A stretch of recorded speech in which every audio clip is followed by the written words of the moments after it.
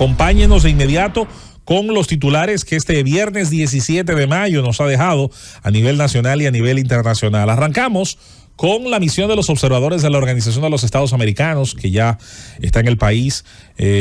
viendo, supervisando los aspectos del montaje de las elecciones. Se han destacado los avances del montaje del proceso electoral, según Ernesto Frey, el jefe de la misión de observación electoral de la Organización de los Estados Americanos, OEA. Se destacó que el montaje de las elecciones presidenciales y congresuales a cargo de la Junta Central Electoral ha presentado significativos avances, mencionó, con relación a las ocurridas en julio del 2020 y a las municipales del pasado mes de febrero. La organización de observadores afirmó que está pues bastante satisfecha con lo que le ha tocado ver hasta el momento. La Organización Panamericana de la Salud afirmó que hay más de 8,000 casos sospechosos de dengue en República Dominicana en lo que va de año. De este total, que es bastante alto y grave, diríamos nosotros, un 9,75 de los casos son de gravedad, es decir, son los casos que obviamente pues necesitan la atención médica permanente y el seguimiento. Es una noticia muy trágica que le da seguimiento a otro acontecimiento terrible ocurrido en suelo norteamericano, pero con niños de sangre, de origen dominicano. Llegó al país el cuerpo en un ataúd de uno de los niños que fueron ultimados por su padrastro en los Estados Unidos. Llegó el cuerpo de Chadal Rodríguez, de 11 años, padre amado, cuyo cuerpo fue trasladado a la República Dominicana, al vuelo 2099 de American Airlines, Atlanta con escala en Miami, Florida. El horror. La inscripción en el concurso de oposición docente, atención interesados, es hasta el 26 de mayo. Los interesados en participar en ese concurso de oposición docente focalizado 2024 tienen hasta el domingo 26 de mayo, es decir, 9 días a partir de esta fecha que estamos haciendo lectura, para registrarse e inscribirse en el proceso que procura cubrir plazas vacantes de las 18 direcciones regionales de educación en el país.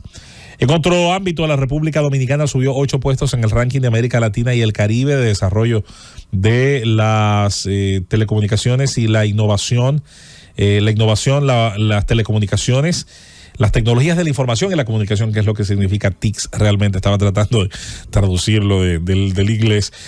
8 puestos hemos subido en el índice de desarrollo de las tecnologías de la información y la comunicación, que cada año pues publica la Unión Internacional de las Telecomunicaciones, UIT. El país logró subir con un resultado de 75 sobre 100 puntos. Estamos ubicados en el puesto 100 a nivel del mundo, de los casi 200 países, estados que se miden, y estamos en el lugar número 15 de las 33 economías de América Latina y el Caribe, lo cual nos coloca, si nos fijamos, por debajo del umbral incluso del PIB, es decir, cuando observamos la economía de nosotros en bruto, nos colocan un octavo, séptimo lugar de nuestra América Latina y el Caribe. Entonces quiere decir que en términos de telecomunicaciones estamos más atrás y hay que hacer entonces un intento importante de lograr avances. Es obvio que países pequeños del Caribe tienen, por su relación con las metrópolis europeas, buenas infraestructuras de telecomunicaciones que no necesariamente obedecen a sus capacidades o potenciales económicos, pero que también alteran, hay que decirlo, el ranking. No es un consuelo, simplemente nos pone la vara más alta y nos obliga a hacer un trabajo que en otros momentos hemos discutido lo que creemos puede hacerse desde el Congreso y desde Indotel, que es, entre otras cosas, abaratar el acceso no solo de los consumidores, sino también de los competidores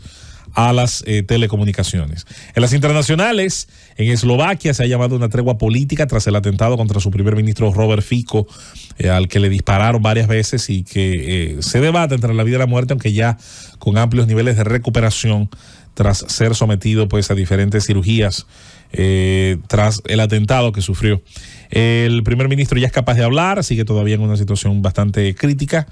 pero tiende a la mejoría. El ministro de Defensa israelí ha dicho que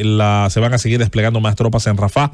lo cual es concomitante con el lanzamiento de más objetos, de más cohetes desde esta área, lo cual es muy poco resaltado por algunas fuentes informativas, dicho sea de paso.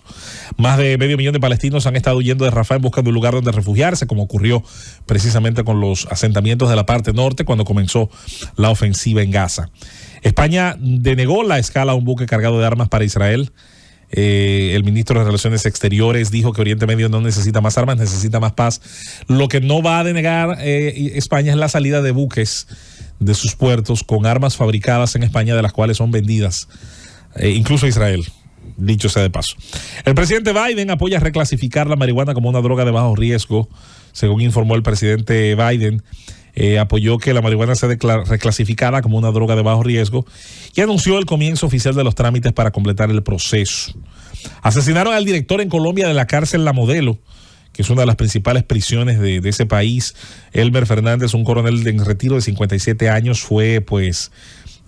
ultimado a balazos en Colombia, y esto pues reclama una vez más una visión sobre cómo está la violencia en este país, que parece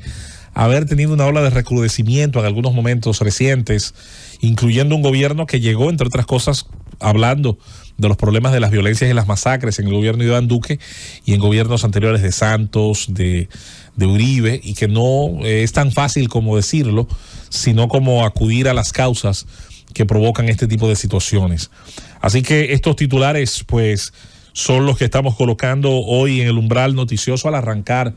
esta jornada del día 17 de mayo. A la medianoche de hoy, a la medianoche en el paso, en esa línea bastante breve, bastante efímera que implica el traspaso de un día a otro, culminaba el plazo legal para hacer campaña proselitista de cara a los comicios de este domingo 19 de mayo en el país.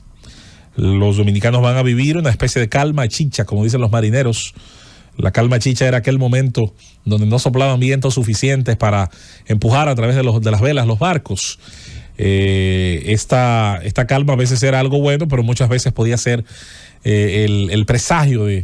de elementos difíciles, sobre todo cuando usted le tomaba una calma chicha en alta mar, en medio del Atlántico Norte, ni para atrás ni para adelante, ahí en el mar de los Sargazos, ahí donde se da el centro de ese ciclo de corrientes marinas y de vientos. Muchos barcos pasaron ahí semanas antes de lograr encontrar en su deriva suficiente viento, suficiente tracción para lograr salir y llegar a sus destinos, pero mientras estaban ahí enclavados, tenían que ir consumiendo recursos, alimento, agua, y fue más de uno el caso donde ocurrieron situaciones producto de la desesperación de una calma chicha. Esta calma chicha provoca rumores, provoca el aprovechamiento obviamente de medios que no son fáciles de regular, como son las redes sociales y los sistemas de comunicación directos, los software de chats que hay colocados en celulares y en distintos aparatos. No va a detener obviamente los aprestos logísticos de movimiento, de movilización del voto, de cierto segmento importante del voto de militantes, sobre todo en muchos sectores populares, y mantiene a los políticos trabajando pero debajo de la corriente, que ahora se queda como con esa calma chicha plana, como una lámina de agua inerte cuando no hay ni una brizna, ni un poquito de viento, de brisa en alta mar. Y esta calma chicha queremos aprovecharla para, en la medida de lo posible, mientras presagiamos desde nuestro optimismo cosas positivas, recordar que las libertades, como decíamos hoy en la introducción de este espacio, cuando se convierten en rutinarias, cuando son ya casi naturales para quienes habitan un país, un Estado de Derecho, es muy fácil darlas por sentado. Tiende a ocurrir con las libertades económicas, que son las primeras en ser despreciadas muchas veces por los hijos de quienes lucharon por ellas y las aprovecharon para ser prósperos. Es muy natural que sean los hijos y quienes prosperaron y quienes vivieron en la comodidad que produjo ese trabajo duro, esa prosperidad, los primeros que las desprecien. Casi siempre los discursos de cancelación de esas libertades, basadas, inspiradas, excusadas, casi siempre en otras utopías y en otros discursos, vienen de la mano de gente que estuvo muy bien, entre otras cosas porque no pasó los apuros ni las necesidades de quienes le precedieron. Las libertades democráticas también suelen ser rechazadas por quienes nunca vivieron los peligros de la ausencia de ellas. La generación que nos antecedió a nosotros y que antecedió a la anterior, le tocó vivir épocas muy distintas a la actual, épocas donde la sola sospecha de que usted tuviera cierto pensamiento político, ciertas ideologías, que podemos estar de acuerdo o no con ellas, que podemos incluso rechazarlas de acuerdo a su línea programática y sus objetivos ulteriores, sobre todo los medios que prefieren utilizar para esos objetivos, pero que no podemos de ninguna manera negar que muchos dominicanos, incluso de ellos jóvenes, que no estaban en capacidad de hacerle ningún daño muchas veces a nadie, ni al sistema, ni a mucha gente, fueron objeto de todo tipo de abusos, vejámenes, de todo tipo de daño directo, de acoso e incluso de violencia que llegaba a poner en peligro su vida cuando no en muchos casos terminó conculcándola, terminó quitándosela y recordamos a tanta gente y tantos ejemplos, incluso fuera de los casos donde hubo desafíos al poder armados. No hablamos de casos de insurgencia ni siquiera en las montañas, hablamos de gente como los 5 mártires del club Héctor J. Díaz. Hablamos de gente a la que simplemente bastaba con confundir por cómo vestía, por los libros que leía, por la forma en la que se expresaba, con gente que supuestamente era un peligro para el sistema. Esas libertades democráticas, esa posibilidad de usted rechazar al que gobierna a través de una actitud militante, ya sea hablando, opinando, en su barrio, en su familia, en su empresa, en el grupo de sus amigos, en el frente de su hogar, esa capacidad de usted poder reclamar, disentir con el que ordena, con el que manda, y hacerlo siempre y cuando, claro está, con el debido respeto, los respetos mínimos, pero hacerlo sin el temor a que va a perder su vida, a que va a perder su trabajo, a que va a perder su medio de producción si lo tiene, a que va a perder el favor de quienes le dan trabajo o son sus clientes o adquieren sus servicios. Esto se consigue después de muchos procesos generalmente y se mantiene, se defiende también a través de un largo proceso que permite asentar estas libertades. Y uno tiende a darlas por sentado, tiende uno a pensar que van a estar ahí siempre, no importa lo que pase. El ejemplo que podemos ver en otros países de la América Latina, por no citar el de otras áreas que nos son más lejanas y de gente que aunque seres humanos como nosotros tal vez nos parecerán muy distintos por aspectos culturales. Por eso nos solemos quedar mucho en el escenario de comparación que implica nuestro continente o subcontinente, de gente que habla nuestro idioma, que estuvo expuesta casi a las mismas influencias desde la época colonial y precolonial, y donde también ya después de los procesos históricos recientes ha estado también sujeta a las mismas influencias de los Estados Unidos, de otras partes del mundo, de la construcción de la democracia representativa, de las influencias también ideológicas de Guerra Fría, de los procesos duros, difíciles y sangrientos en algún país más que en otros de construcción de estas democracias contemporáneas. Y hay países donde parecía que se había cruzado el umbral, que se había llegado ya a la normalización de la actividad democrática. Países como Nicaragua, donde después del 90,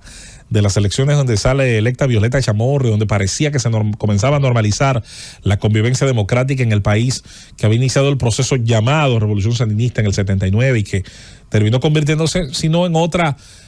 autocracia, obviamente con un signo ideológico distinto, pero en otro gobierno que tenía también la inclinación a no admitir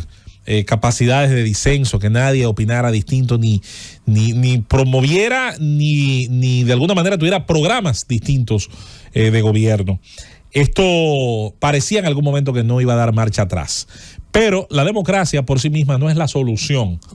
mágica